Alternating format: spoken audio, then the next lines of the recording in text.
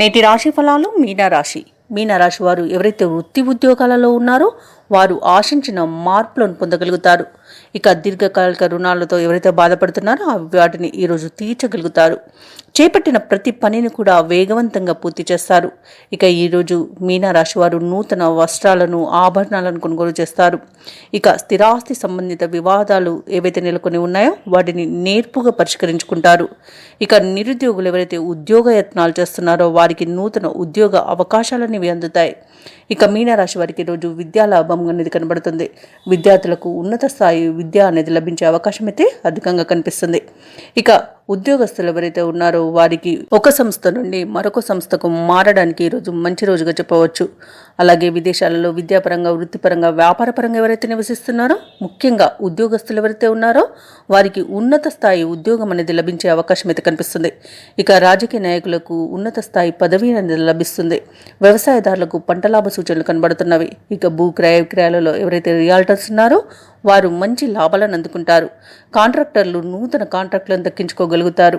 ఇక ఈరోజు కుటుంబ అభివృద్ధి అనేది కనబడుతుంది. ఇక కుటుంబ సభ్యులతో కలిసి శుభకార్యాలలో పాల్గొంటారు. ఇక ముఖ్యంగా ఈరోజు నిరుద్యోగులు ఎవరైతే ఉద్యోగ యత్నాలు చేస్తున్నారో వారికి ప్రభుత్వ ఉద్యోగం దక్కే అవకాశం అధికంగా కనిపిస్తుంది. ఇక విద్యార్థులు పోటీ పరీక్షల్లో విజయాన్ని సాధిస్తారు. ఇక ఈరోజు మీనరాశి వారు విదేశీయానం చేసే అవకాశం అయితే వస్తుంది. ఈ మీనరాశి వారికి ఈరోజు ప్రశాంతమైన జీవనం అనేది సొంతమవుతుంది. మంచి ధనయోగం కలుగుతుంది. ఇక ఈరోజు మీనరాశి వారికి కొత్త పరిచయాల వలన లబ్ధి అనేది చేకూరుతుంది. మీరు ఏవైతే ఆలోచనలు చేస్తున్నారో అవి అమలు చేయగలుగుతారు. సంఘంలో విశేషమైన గౌరవం దక్కుతుంది. అలాగే ఆధ్యాత్మిక చింతన పెరుగుతుంది. దేవాలయాలను సందర్శిస్తారు. దేవాలయాలను సందర్శించినప్పుడు మీరు ముఖ్యంగా గుర్తుంచుకోవాల్సింది మీ ఇష్టదైవం యొక్క ఆరాధన అనేది మీకు మంచి చేస్తుంది. కాబట్టి తప్పకుండా దిశగా ప్రయత్నించండి.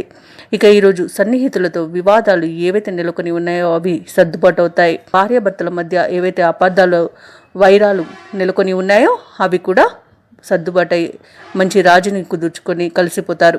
ఇక వ్యాపారస్తులు, వాణిజ్యవేత్తలు ఎవరైతే ఉన్నారో వారు వ్యాపారాలలో ముందడుగు వేసి ఉన్నతమైన లాభాలను గడిస్తారు.